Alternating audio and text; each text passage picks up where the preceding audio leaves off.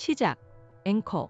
전쟁의 책임은 스스로 짊어져야 할 당사자가 아닌 주변국과 국제사회에 전가되는 듯한 상황이 벌어지고 있습니다. 여기에 더해 또 다른 적반하장의 조짐이 포착되었습니다. 도널드 트럼프 전 미국 대통령이 NATO 회의에서 비협조적이었던 회원국에 배치된 미군을 협력적인 국가로 재배치하는 방안을 검토하겠다고 발언한 것입니다.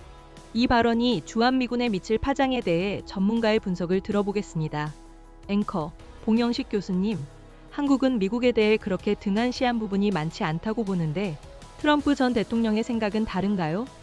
봉영식, 한국이 미국에 대해 그렇게 해준 게 많지 않다는 것은 트럼프 전 대통령의 생각과는 다를 수 있습니다. 앵커, 직접적으로 서운함을 표현하기도 했었죠. 봉영식, 네. 당시 기자회견 내용을 자세히 살펴보면 트럼프 전 대통령이 NATO 유럽 회원국들을 강하게 비판하다가 그 비판이 일본으로 이어졌고 다시 한국으로까지 확대되는 양상이었습니다. 따라서 새로운 내용은 없다고 보는 것이 맞습니다. 트럼프 행정부 일기 때의 발언과 큰 차이가 없기 때문입니다. 비협조적인 국가, 특히 NATO 유럽 회원국에 배치된 미군 병력과 군사시설을 협조적인 국가로 옮기겠다는 발언은 좀 더 지켜봐야 할 부분입니다. 단기적으로 실현되기는 매우 어려운 과제입니다. 미군의 군복무 체계 전반에 큰 영향을 미치기 때문입니다.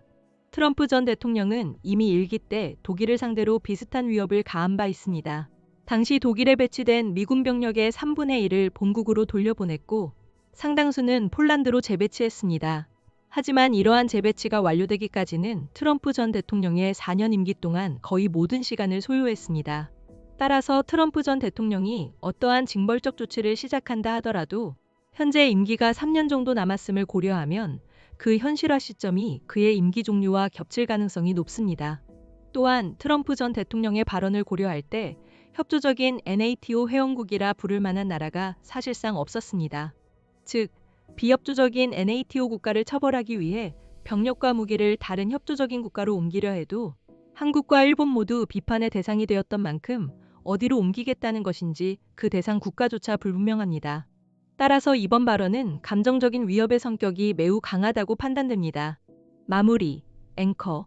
지금까지 봉영식 연세대학교 국제대학원 개건 교수였습니다. 분석 감사합니다. 끝.